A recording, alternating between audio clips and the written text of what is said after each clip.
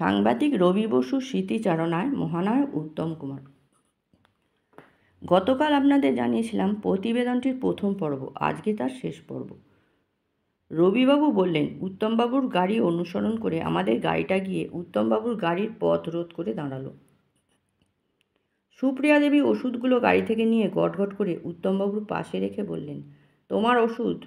তারপর আমাকে ফেলে রেখে আমার গাড়িটা নিয়ে হুশ করে বেরিয়ে গেলেন তোপ চাচির দিকে। উত্তমবাবু আমার দিকে তাকিয়ে মিটিমিটি হাসছেন। বললেন, কি রবিবাবু, আপনার বন্ধু তো আপনার গাড়ি নিয়ে পালালো, এখন আপনি কোন দিকে যাবেন? আমি বললাম, আমি তো বাংলোয় ফিরব। উত্তমবাবু বললেন, তাহলে রাতটা রাস্তায় পায়চারি করে কাটিয়ে দিন, সকালের দিকে বাস পেয়ে যাবেন নিশ্চয়ই। বাসগুলোয় ভিড় থাকে বেশ, তা ছাদে বসেও চলে যেতে পারবেন। যেন ভয়ানক বিপদে পড়েছি তেমনি একটা ভাব চোখে মুখে ফুটিয়ে তুলে বললাম, কি করি বলুন তো, আপনি কাইন্ডলি আমাকে একটু বাংলোয় পৌঁছে দিয়ে আসুন না। উত্তমবাবু গম্ভীর হয়ে বললেন, না, আমি ফিরে যাব না। আমি অনুরোধের সুরে বললাম, না না, আমি আপনাকে ফিরে যেতে বলছি না, আপনি কেবল আমাকে বাংলোর সামনে নামিয়ে দেবেন, ব্যাস তাহলেই হবে। উত্তমবাবু কি একটু ভাবলেন, তারপর বললেন, অগত্যা, গাড়িতে উঠে পড়ুন তাহলে। আমি তো আর আপনার বন্ধুর মতো মাঝরাত্রি আপনাকে রাস্তায় ফেলে চলে যেতে পারি না। আমি দরজা খুলে উত্তমবাবুর পাশে গিয়ে বসলাম। গাড়ি মুখ ঘুরিয়ে বাংলোর রাস্তা ধরল। গাড়িতে বসে বসে উত্তমবাবু মাঝে মাঝে চিপটেন কাটতে লাগলেন। কীরকম বন্ধু করেছেন দেখুন রবিবাবু, মাঝরাত্রি আপনাকে রাস্তায় ফেলে পালালো, এদিকে আবার নেগড়ে টেগড়ে বেরোয় বলে শুনেছি। এ কথাটাও একটু ভাবল না। আমি গরু চোরের মতো মুখ করে বললাম, সত্যি কথাই বলেছেন আপনি, বন্ধু নির্বাচনে খুব ভুল হয়ে গেছে দেখছি। উত্তমবাবু বললেন, মেয়েদের সঙ্গে বন্ধুত্ব করা মানে চোরাবালিতে পা রাখা, কখন যে ভুস করে ডুবে যাবেন জানতেও পারবেন না। আমি বললাম, তাই তো দেখছি, আজ থেকে সব বন্ধুত্বের রীতি। উত্তমবাবু রসিকতার ভঙ্গিতে বললেন, আপনি আবার ইতি করবেন? মেয়েদের দেখলেই আপনার জিভে জল ঝরে, সে কি আর আমি বুঝি না? আমি বললাম, সে তো আপনারও ঝরে। ডায়মন্ড হারবারে সাগরিকা হোটেলের ব্যাপার ট্যাপার আমি জানি না ভেবেছেন? উত্তমবাবু বলে উঠলেন, আহা, সে তো আপনার বন্ধুর ব্যাপার, আপনি জানবেন না তো কে জানবে? দেখলাম উত্তমবাবু বেশ রসস্থ অবস্থায় আছেন। অনেক দিনের একটা কৌতূহল ছিল, সেটা একটু মুহূর্তে মিটিয়ে নিতে চাইলাম। বললাম, একটা কথা জিজ্ঞেস করব, সত্যি উত্তর দেবেন? উত্তমবাবু বললেন, কি জানতে চান বলেই ফেলুন না। একটু ইতস্তত করে বললাম, আপনি কি সুচিত্রা সেনকে ভালোবাসেন? কথাটা শুনে উত্তমবাবু বেশ গম্ভীর হয়ে গেলেন। বেশ খানিকক্ষণ চুপ করে রইলেন, তারপর মৃদু কণ্ঠে বললেন, হ্যাঁ বাসি, কিন্তু সে ভালোবাসা অন্য জাতের, অন্য ধরনের, কামগন্ধ নাহি তাই। আমি বললাম, প্লেটোনিক? উত্তমবাবু বললেন, খানিকটা তাই বলতে পারেন, আমি ঠিক বুঝিয়ে বলতে পারবো না। আমি বললাম, সুচিত্রা দেবী জানেন? উত্তমবাবু বললেন, জানি না, এই ভালোবাসার কথা আমি কাউকে জানতে দিইনি। একটা দুর্বল মুহূর্তে আপনার কাছেই কনফেস করে ফেললাম, দেখবেন যেন পাঁচ কান না হয়। এটা জানাজানি হলে রমা অন্যরকম কিছু ভাবতে পারবে। উত্তমবাবুর এই কনফেশন আমার অনেক দিনের একটা কৌতূহলের নিবৃত্তি ঘটালো। তিনি বেঁচে থাকতে আমি এই কথা কারো কাছে প্রকাশ করিনি, মারা যাবার পরও নয়। তার বহুদিন পর ভাবলাম, এমন একটা স্বর্গীয় প্রেম, এমন একটা নিষ্কলুষ ভালোবাসা, যে কথাটা সারা পৃথিবীর জানা উচিত। এই জাতীয় প্রেম আজকের পৃথিবীতে দুর্লভ। অনেকের ফিল্ম লাইন সম্পর্কে একটা অন্য ধারণা আছে। তারা ভাবেন এখানে যেহেতু অবাধ মেলামেশা তাই অবারিত প্রেম, কিন্তু তা নয়। এখানে নরক যেমন আছে তেমনি স্বর্গও আছে। উত্তমবাবুর এই প্রেমই তো সেই স্বর্গ। যাক, আবার আমার কথায় ফিরে আসি। আমাদের গাড়িটা বাংলোর সামনে এসে দাঁড়াতেই উত্তমবাবুকে বললাম, আপনি এখনই চলে যাবেন না প্লিজ, আমার জন্য 5 মিনিট অপেক্ষা করুন। আমি আমার ব্যাগটা গুছিয়ে নিয়ে আসছি, আপনার সঙ্গে কলকাতায় ফিরে যাব। উত্তমবাবু বললেন, সে কি, আপনি এখনই ফিরে যাবেন কেন? সবে তো এলেন। আমি বললাম, আর থেকে কি করব, আপনি যখন চলে যাচ্ছেন তখন কালই তো প্যাক আপ হয়ে যাবে। তার জন্যে সকালবেলা উঠে কালুবাবুর কাছে কথা শুনতে রাজি নই আমি। উত্তমবাবু বললেন, আপনার গাড়িটার কি হবে? আমি বললাম, ওটা বিমল নিয়ে কাল কলকাতায় ফিরবে। উত্তমবাবু বললেন, ঠিক আছে, আপনি আসুন তাহলে। আমি কিন্তু ঘড়ি ধরে 5 মিনিট অপেক্ষা করব, তারপর চলে যাব। আমি তাড়াতাড়ি বাংলোর বাগানটা পেরিয়ে উত্তমবাবুর ঘরে গিয়ে ঢুকলাম। সুপ্রিয়া দেবী আমাকে দেখে তাড়াতাড়ি চোখ দুটো মুছে নিলেন, বোধহয় কান্নাকাটি করছিলেন। ওর সামনে গিয়ে আমি বললাম, উত্তমবাবু বাইরে গাড়িতে বসে আছেন, আপনি তাড়াতাড়ি গিয়ে ওকে ডেকে নিয়ে আসুন। সুপ্রিয়া দেবী বললেন, না আমি যাব না। কেন যাব? দেখলাম ওর কণ্ঠস্বরে আগের সেই জেদ ভাবটা নেই, বরং কিছুটা অভিমানের ছোঁয়া। বুঝলাম এই তরফের বরফ গলতে শুরু করেছে। আমি বললাম, ছেলে মানুষই করবেন না, আমি কোনো রকমে উত্তমবাবুকে আটকে রেখেছি 5 মিনিটের জন্য, দেরি হলে চলে যাবেন। কথাটা শুনে সুপ্রিয়া দেবী উঠে দাঁড়ালেন, ধীর পায়ে এগোতে লাগলেন বাংলোর গেটের দিকে। আমি আর ওর সঙ্গে গেলাম না। এই সময় তৃতীয় ব্যক্তির উপস্থিতিও অবাঞ্ছিত, যদিও গাড়িতে ড্রাইভার আছে, কিন্তু ড্রাইভাররা কখনোই ব্যক্তি নয়, সে ঈশ্বরের মতো মুখ ও বধির। সুপ্রিয়া দেবীকে এগিয়ে দিয়ে আমি একটু দূরে একটা ফুল ঝোপের আড়ালে গিয়ে আত্মগোপন করলাম। যেখানে দাঁড়ালাম সেখান থেকে গাড়িটাও দেখা যায় আর কথাবার্তাও সব কিছু শোনা যায়। সুপ্রিয়া দেবী গাড়ির কাছে গিয়ে মৃদু কণ্ঠে বললেন, ভেতরে চলো। এর উত্তরে উত্তমবাবুর সেই বহু পরিচিত আদুরে কণ্ঠস্বর শোনা গেল, যা তিনি প্রায়শ রোমান্টিক ছবির নায়িকাদের উদ্দেশ্যে শোনান। উত্তমবাবু বললেন, না আমি যাব না। সুপ্রিয়া দেবীর কণ্ঠস্বরেও সেই আদরের ছোঁয়া। তিনি বললেন, রাস্তার ওপর সিন ক্রিয়েট করো না, ঘরে চলো। উত্তমবাবু বললেন, তুমি যা ব্যবহার করেছো তারপরে কি আমার যাওয়া উচিত? সুপ্রিয়া দেবী বললেন, তুমি কী ব্যবহার করেছো সেটা একবার ভেবে দেখো। আমি ভাবলাম, এই রে সর্বনাশ হয়ে গেল, আমার এত প্রচেষ্টা সব বোধহয় বিফলে গেল, এরা যে আবার ঝগড়াঝাটি শুরু করলো দেখছি। কিন্তু না, শেষ পর্যন্ত সেটা আর ঘটল না। সুপ্রিয়া দেবী দরজা খুলে উত্তমবাবুর একটা হাত ধরে আকর্ষণ করলেন, বললেন, ঘরে চলো বলছি। আর কি আশ্চর্য, যিনি বাংলোয় ফিরবেন না বলে ভীষ্মের প্রতিজ্ঞা করে বসেছিলেন, সেই উত্তম কুমার সুরসুর করে নেমে এলেন সুপ্রিয়া দেবীর হাতখানি ধরে। বুঝলাম ওদিকের বরফ অনেকটা আগেই গলে জল হয়ে গিয়েছে। যেটা বরফ বলে ভেবেছিলাম সেটা স্বরের মতো একটা আস্তরণ মাত্র। একটু হাতের ছোঁয়া পেতেই সেটা ভেঙে চুরচুর হয়ে গেছে।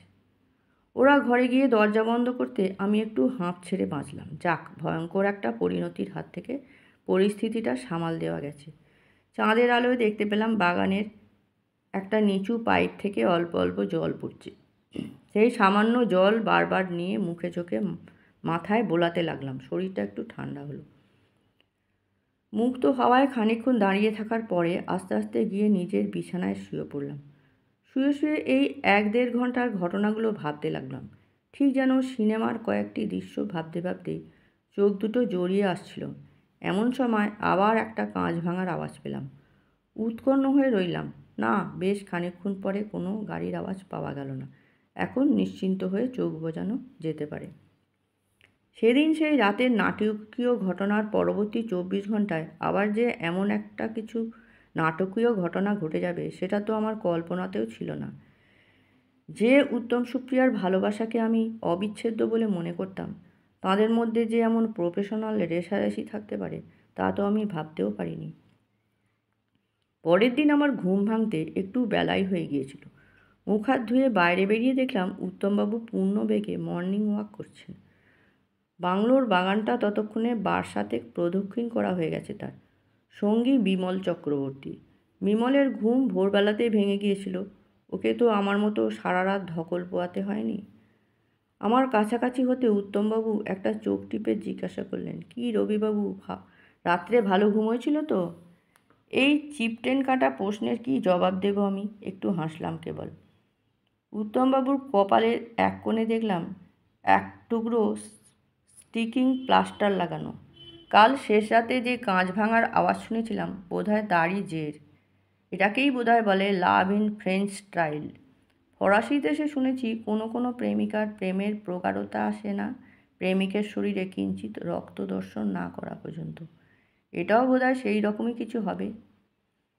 পরিচালক কালুবাবুর কাছে শুনলাম সেই দিনই নাকি উত্তমবাবু আর সুপ্রিয়া দেবীর শুটিং প্যাক আপ হয়ে যাবে। বিকেল 4টে নাগাদ ওরা কলকাতা রওনা হয়ে যাবেন। যেই কারণে আজ আর লাঞ্চের জন্য কোনো ব্রেক দেওয়া হবে না। প্যাক লাঞ্চ যাবে, হাতে হাতে খেয়ে নেবেন সবাই। খবরটা শুনে আমার তো মাথা খারাপ হবার জোগাড়। যে কারণে এত দূর ছুটে আসা, সেই তমলুক যাবার কথাটা তাহলে বলবো কখন? আজ তো শুটিংয়ের মধ্যে কথা বলারই ফুরসত পাওয়া যাবে না। তখন মনে মনে ঠিক করে নিলাম আমিও আজ কলকাতায় ফিরব, সম্ভব হলে উত্তমবাবুর সঙ্গে একই গাড়িতে। যদি সেটা সম্ভব না হয় তাহলে ওর পেছনে পেছনে ময়রা স্ট্রিটে গিয়ে হাজির হব। আমি যে অমিয় জানাকে দিন 4 আগে ফাংশনের ডেট দিয়ে দিয়েছি, সেই অনুসারে রাখাল মেমোরিয়াল ফুটবল গ্রাউন্ডে প্যান্ডেল বাঁধার কাজ শুরু হয়ে গেছে। এখন উত্তমবাবু যদি না যান তাহলে তো প্যান্ডেলে আগুন জ্বলে যাবে, পাবলিক তো অমিয়র ছাল চামড়া তুলে নেবে। উত্তমবাবু ভয়ানক কাজের চাপের মধ্যে থাকবেন জানতাম, তবু একবার শুটিং স্পটে গেলাম। দেখলাম জোর কদমে কাজ চলছে, একটু উঁচু জায়গায় শুটিং হচ্ছে। যেহেতু ডাক্তার অমিয়বাবুকে সিঁড়ি ভাঙতে বারণ করেছেন, তাই সেই সামান্য উচ্চতার জায়গাটুকু উত্তমবাবুকে গাড়িতে করে পৌঁছে দিতে হচ্ছে। এত সব ডামাডোলের মধ্যে কথা বলার ফুরসত কোথায়? একা একাই বাংলোর ফিরে এলাম। দেখলাম কেউ কোথাও নেই, কেবল সোমা বসে বসে একটা পেপার ব্যাগে থ্রিলার পড়ছে। এককালে সোমাকে আগ্রায় হারানো প্রেম ছবির শুটিংয়ের সময় কোলে তুলে ঘুরে বেরিয়েছি। এখন তো সোমা প্রায় লেডি হয়ে গেছে।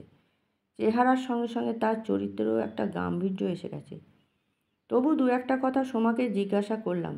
ওর দিক থেকে এতই সংক্ষিপ্ত উত্তর এলো যে কথা বলার আর উৎসাহই পেলাম না।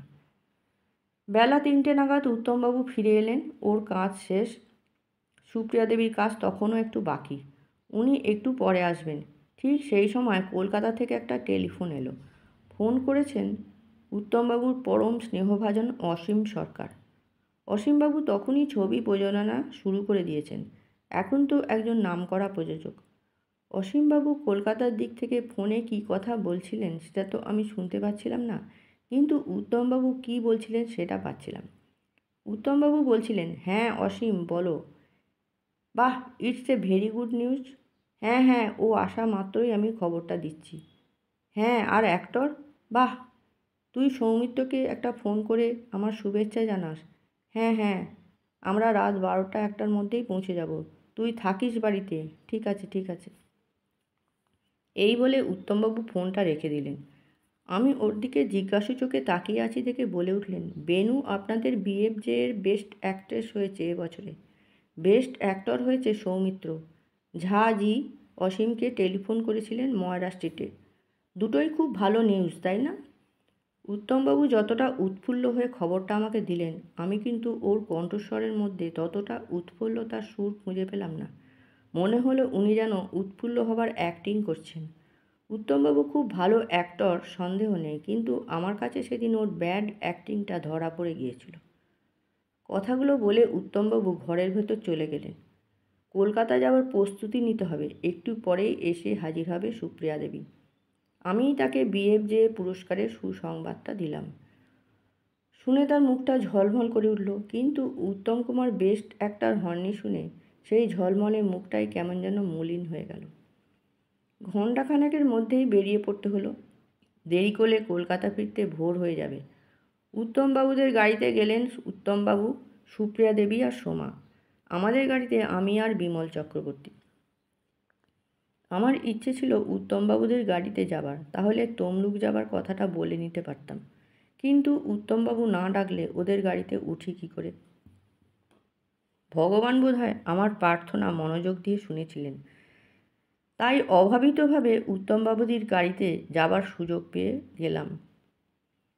মাইল 8 রাস্তা পেরিয়ে আসার পর একটা ধাবার সামনে দেখলাম উত্তমবাবুর গাড়ির ড্রাইভার আমাদের গাড়িটাকে থামতে বলছে। কী ব্যাপার? না, উত্তমবাবু এই ধাবাতে ঢুকেছেন, আমাদেরও যেতে বলছেন সেখানে।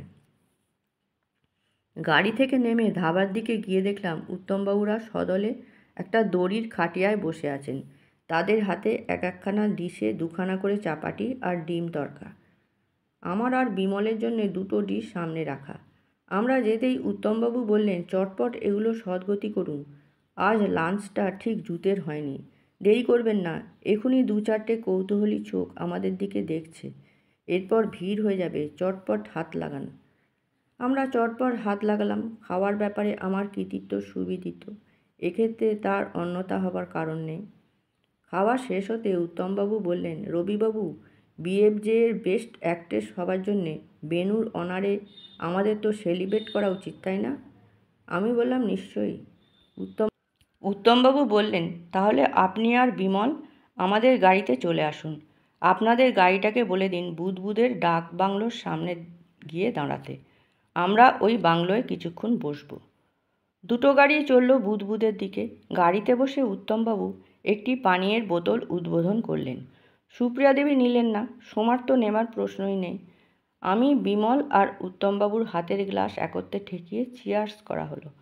উত্তমবাবু বললেন, এটা কিন্তু শ্রেষ্ঠা অভিনেত্রী সুপ্রিয়া দেবীর অনারে। কথাটার মধ্যে একটা প্রচ্ছন্ন খোঁচা যে ছিল সেটা আমরা সবাই বুঝতে পারলাম। ভেবেছিলাম সুপ্রিয়া দেবী ফুঁসে উঠবেন, কিন্তু তিনি কিছুই করলেন না। গুম হয়ে বসে রইলেন। এরপর শুরু হলো উত্তমবাবুর গান, অবশ্যই রবীন্দ্রসঙ্গীত। এই পরিবেশে রবি ঠাকুরের গান মানায় কি না সে হুঁশ তখন আমাদের নেই। উচ্ছল প্রাণে উত্তমবাবু গান গেয়ে চলেছেন একের পর এক। মাঝে মাঝে আমিও একটু আধটু গলা মেলাচ্ছি। তারই মধ্যে উত্তমবাবু সুপ্রিয়া দেবীকেও গলা মেলাতে বললেন, কিন্তু সুপ্রিয়া দেবী কোনো উত্তর না দিয়ে কঠোর মুখে চোখ বুজে বসে রইলেন। সোমা কিন্তু সব ব্যাপারটা উপভোগ করছিল। সুপ্রিয়া দেবী আর উত্তমবাবুর মাঝখানে বসে সে খানিকটা চপলতাও প্রকাশ করে ফেলছিল। এইভাবে আনন্দের জোয়ারে ভাসতে ভাসতে আমরা বুদবুদ ডাক বাংলোয় পৌঁছে গেলাম। কিন্তু বাংলো তালাবন্ধ। কেয়ারটেকার মাইনে নিতে বর্ধমান চলে গিয়েছে চাবি সঙ্গে নিয়ে। অতএব আমরা বাংলোর পুকুরঘাটে গিয়ে বসলাম। কেয়ারটেকারের ছেলে তাদের বাড়ি থেকে একখানা জ্বলন্ত হারিকেন নিয়ে ঘাটের পৈঠার ওপর বসিয়ে দিয়ে গেল। ওই আলো আঁধারি পরিবেশে বসে আমরা পানতমাত্র তিনটে পুরুষ প্রায় ঘণ্টাখানেক কাটালাম। উত্তমবাবুকে আমি এর আগে বহুবার পান করতে দেখেছি, কিন্তু এমন উচ্ছল হতে কখনো দেখিনি। আমার কেমন যেন মনে হলো উনি ভেতরে কোনো একটা যন্ত্রণাকে চাপা দেবার জন্যে এমন আচরণ করছেন। কিন্তু সেটা কি হতে পারে তা অনেক মাথা ঘামিয়েও খুঁজে বার করতে পারলাম না। খানিক পরে আমরা গাত্রোত্থান করলাম। আমাদের গাড়ি কলকাতার পথ ধরল। ততক্ষণে আরও একটি বোতলের ছিপি উদ্ঘাটন করা হয়ে গেছে। উত্তমবাবুর কথার মধ্যেও কেমন একটা তীব্রতা এসে গেছে। আমার দিকে তাকিয়ে উত্তমবাবু বললেন, সুপ্রিয়া দেবীর তো সবে শুরু। আজ বিএফজিএ, কাল নিশ্চয়ই ন্যাশনাল অ্যাওয়ার্ডের উর্বশী, পরশু অস্কার। কী বলুন রবিবাবু, তাই না? ব্যাপারটা খুব বাড়াবাড়ি পর্যায়ে চলে যাচ্ছে। আমি কোনো উত্তর দিলাম না। কিন্তু ধন্য সুপ্রিয়া দেবীর সহ্য শক্তি। তাঁর তো এতক্ষণে রাগে ফেটে পড়ার কথা, কিন্তু তিনি যেমন চোখ বুজিয়ে বসেছিলেন তেমনি বসে রইলেন। বর্ধমানে এসে আমাদের পানীয় ফুরিয়ে গিয়েছিল। তখন প্রায় মধ্যরাত। বিমল বললে, আমি একটা জায়গা জানি যেখানে ড্রিঙ্কস পাওয়া যেতে পারে। আমাদের গাড়ি সেই দিকেই চলল, কিন্তু বিমলের তৎপরতা কোনো কাজে লাগলো না। ফেরার পথে দেখলাম সিনেমার নাইট শো ভেঙেছে। রাস্তার স্বল্প আলোতেও সিনেমা ফেরত দর্শকরা উত্তমবাবু আর সুপ্রিয়া দেবীকে চিনে ফেলেছে। হৈ হৈ করে তারা ঝাঁপিয়ে পড়ল গাড়ির ওপর। মুখে তাদের চিৎকার, গুরু গুরু, একবার দরজা খুলে বাইরে এসে দাঁড়াও। কী কষ্টে যে আমাদের গাড়ির ড্রাইভার সেখান থেকে গাড়িটাকে মুক্ত করে এনেছিল সেটা ভাবলে আজও বুকের মধ্যে কেঁপে ওঠে। হর্ন দিতে দিতে কোনো রকমে ভিড় কাটাতে কাটাতে একটু ফাঁক পেয়েই ফুল স্পিডে দৌড়। গোদের ওপর বিষ ফোড়ার মতো মাঝ রাস্তায় পুলিশ আমাদের গাড়ি আটকেছিল ওইভাবে ঊর্ধ্বশ্বাসে ছুটতে দেখে। কিন্তু গাড়ির মধ্যে তারা উত্তম কুমারকে সশরীরে বসে থাকতে দেখে সসম্মানে আমাদের যাবার পথ করে দিয়েছিল। গাড়ি যখন শ্যামবাজার ৫ মাথার মোড়ে এসে পৌঁছলো তখন আমার হাতের ঘড়িতে রাত ১:৩০। আমি উত্তমবাবুকে বললাম, গাড়িটাকে বিধান সরণে দিয়ে নিয়ে যেতে বলুন, আমি হেদোর ধারে নেমে যাব। কাল সকালে আপনার সঙ্গে দেখা করব। আমার জরুরি কথাটা তো বলা হলো না এখনো। উত্তমবাবু বললেন, তাই কখনো হয় মশাই? আমাদের সেলিব্রেশন তো কমপ্লিট হয়নি এখনো। সোজা ময়রা স্ট্রিটে চলুন, আপনাকে আধ ঘন্টার বেশি আটকাবো না। পড়েছি জবনের হাতে, খানা খেতে হবে সাথে, কাজেই কোনো কথা না বলে চুপ করে বসে রইলাম। ময়রা স্ট্রিটে এসে আমরা সিঁড়ি ভেঙে দোতলায় উঠলাম, কিন্তু উত্তমবাবুর সিঁড়ি ভাঙা বারণ। দুজন হুষ্টপুষ্ট দারোয়ান একটা চেয়ারে উত্তমবাবুকে বসিয়ে ওপরে তুলল। আমি বললাম, এ যে দেখছি চেয়ার কার? উত্তমবাবু চেয়ারে বসতে বসতে আমার কথা শুনে হাসলেন। আমরা সোজা এসে উত্তমবাবুর শোবার ঘরে আসন পিঁড়ি হয়ে বসলাম। উত্তমবাবু কেবল চোখে মুখে জলটুকু দিয়ে এসে বসলেন, কিন্তু সুপ্রিয়া দেবী একদম স্নান টান সেরে এসে বসলেন। তাঁকে বেশ ফ্রেশ দেখাচ্ছিল। নতুন করে আবার পানীয়ের গ্লাস ভরে দেওয়া হলো সকলের সামনে। গ্লাসটি হাতে তুলে উত্তমবাবু বলে উঠলেন, লং লিভ বিএফজিএর শ্রেষ্ঠা অভিনেত্রী। এতক্ষণে হঠাৎ ক্ষেপে উঠলেন সুপ্রিয়া দেবী। চিৎকার করে বলে উঠলেন, সেই বিকেল থেকে আমি তোমার বাক্য যন্ত্রণা সহ্য করছি, আর তো পারছি না। বিয়ে যে আমাকে শ্রেষ্ঠ অভিনেত্রী করেছে তাতে তো তোমার এত জ্বালা কেন? তোমাকে শ্রেষ্ঠ অভিনেতা না করে সৌমিত্র চ্যাটার্জিকে করেছে, সে দোষটা কি আমার? তুমি আমাকে কি পেয়েছো কি? বলতে বলতে সুপ্রিয়া দেবীর চোখ দুটো জলে ভরে এলো, আর উত্তমবাবুর মুখের দিকে তাকিয়ে দেখলাম তার মুখখানা রাগে লাল হয়ে উঠেছে, নাসারন্ধ ফুলে ফুলে উঠছে, চোখ দুটো দিয়ে গনগনে আগুন ঠিকরে বেরোচ্ছে। বুঝলাম এই মুহূর্তে অবস্থাটাকে সামাল দিতে না পারলে এক্ষুনি একটা ভয়ানক রকমের অঘটন ঘটে যেতে পারে। তাই জীবনে কখনো অভিনয় না করা সত্ত্বেও সেদিন সেই মুহূর্তে অভিনয় করতে হলো আমাকে। বুকের মধ্যে যতটুকু নিঃশ্বাস জমা ছিল তার সবটুকু একত্র করে প্রাণপণে চিৎকার করে উঠলাম, কী ছেলে মানুষই হচ্ছে! এমন অসভ্যের মতো ঝগড়া করতে আপনাদের লজ্জা করে না? আপনারা না শিল্পী? For gods sec, please stop it! আমার এই অমানসিক চিৎকারে বোধহয় কাজ হলো। কয়েক মুহূর্তের মধ্যে দেখলাম উত্তমবাবুর চোখ দুটো কোমল হয়ে এলো, তার কণ্ঠস্বরে ফিরে এলো রোমান্টিকতা। আদুরে আদুরে গলায় তিনি বললেন, বেনু, রবিবাবু আমাদের গেস্ট, তুমি ওকে খেয়ে যাবার কথা বলবে না? সুপ্রিয়া দেবী কয়েক মুহূর্ত মাথা নিচু করে বসে রইলেন, তারপর অপরাধীর মতো মুখটা তুলে বললেন, সরি রবিদা, এক্সট্রিমলি সরি। আমি এখনই খাবার নিয়ে আসছি তোমাদের সকলের জন্যে। উত্তমবাবুদের বাড়ি থেকে সেদিন যখন বিদায় নিয়েছিলাম তখন রাত প্রায় 3:30। রাত বলা ভুল হলো, ভোরের আলো তখন ফুটি করছে। গাড়িতে বসে গত 48 ঘন্টার সমস্ত ব্যাপারটাকে পর্যালোচনা করছিলাম। বড় বিচিত্র এই মনুষ্য চরিত্র। উত্তমবাবু তো এর আগে কতবার বিএফজে পুরস্কার পেয়েছেন। ভারত সরকার তাকে অভিনয়ের সর্বশ্রেষ্ঠ সম্মান ভরত পুরস্কারে সম্মানিত করেছেন। তবু পুরস্কারের প্রতি তাঁর এই মোহ কেন? জনগণ তো অকাতরে তাঁদের হৃদয়ের পুরস্কার তুলে দিয়েছেন উত্তমবাবুর হাতে। তবু পুরস্কারের প্রতি এত আগ্রহ কেন? ভেবেছিলাম পরে কোনো একটা সময় তার কাছে প্রশ্ন করে উত্তরটা জেনে নেব, কিন্তু সেটা আর হয়ে ওঠেনি। এই ঘটনার মাত্র 10 বছর পরে 1980 সালের 24শে জুলাই তিনি বিদায় নিয়েছিলেন আমাদের সকলের কাছ থেকে। তার আগে একটা মুহূর্তের জন্যও বুঝতে পারিনি উত্তমবাবু এমন করে আমাদের কাঙাল করে চলে যাবেন। 1986 সালে তার সঙ্গে আত্মজীবনী রচনার কাজে বসার কথা ছিল, সেটা আর হলো না। সে আক্ষেপ আমার মরণকাল পর্যন্ত থাকবে। নমস্কার। ভিডিওটি এখানেই শেষ হলো। ভিডিওটি ভালো লাগলে সাবস্ক্রাইব করে দেবেন আর কমেন্ট করতেও ভুলবেন না।